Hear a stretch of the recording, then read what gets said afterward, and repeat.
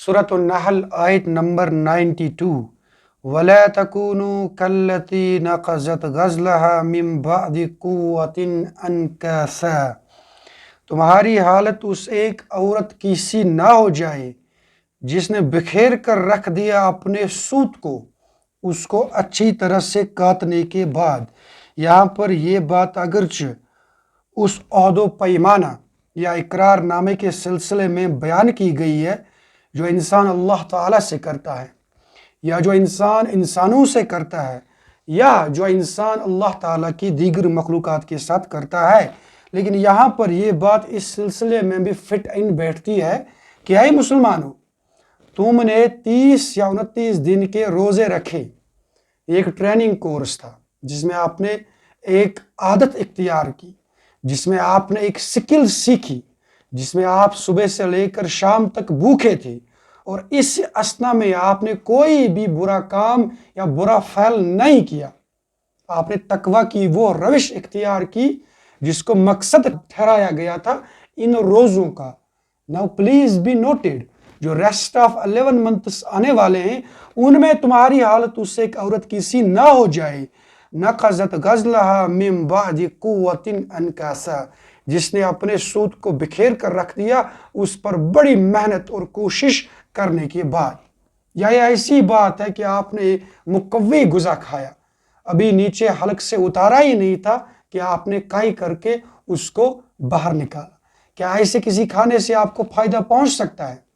بالکل یہ بات سمجھ لیجئے کہ اگر ریسٹ آف 11 منتھس میں آپ نے یہ روش اختیار نہیں کی، آپ کا مسجد کے ساتھ ناطہ برقرار نہیں رہا، آپ نے قرآن کو اپنے ساتھ ریسٹ آف 11 منتھس میں نہیں اٹھایا، آپ نے باقی جو برے کام اور افعال ہیں ان سے آپ نے آپ کو نہیں بچایا، then let me be very honest with you، یہ رمضان نے آپ کو کوئی فائدہ نہیں دیا تھا، بلکہ اس کے مقابلے میں صورتحال انتہائی دیگر گوں ہے۔ ہم دیکھ رہے ہیں کہ مسجدیں پھر سے ویران ہو جاتی ہیں، اللہ تعالیٰ بچائے۔ مسجدوں کا حال پھر اللہ ہی جانے، وہاں پر پھر وہی 2-4 آدمی ہوتے ہیں جو باقی مہینوں میں ہوتے ہیں۔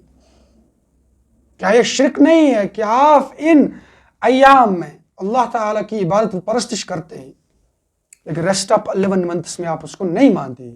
کیا یہ اس بات کا غماز نہیں ہے کہ ان دنوں میں آپ نے اپنے والدین کے ڈر سے، رشتہ داروں کے ڈر سے، یا آس پاس میں جو ایک ماحول بنا ہوتا ہے اس کے ڈر سے آپ نے نمازیں پڑھی، آپ نے باقی اچھے کام کیے، آپ باقی برے افعال سے بچے، لیکن ریسٹ آف 11 منتھس میں آپ پھر وہی روش اختیار کرتے ہو؟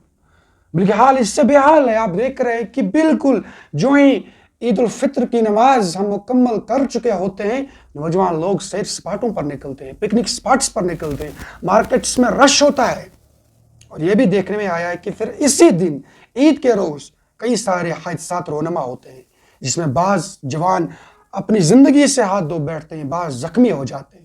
اس بات کا غماز ہے کہ شیطان ان کی طاق میں ہوتا ہے اور یہ اپنے آپ کو پیش خدمت کرتے ہیں شیطان کی بارگاہ میں اور اس سے کہتے ہیں کہ آؤ ہم پھر سے آپ کی خدمت میں حاضر ہو چکے ہیں۔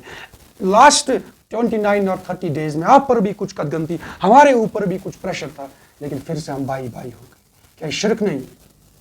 تو جناب رمضان کی قبولیت کے 2 وجوہات ہیں۔ ایک، آپ نے رمضان میں بنفس نفیس اس کا خوب اہتمام کیا۔ دوم، ریسٹ آف 11 منتھس میں آپ نے رمضان کا برم رکھا۔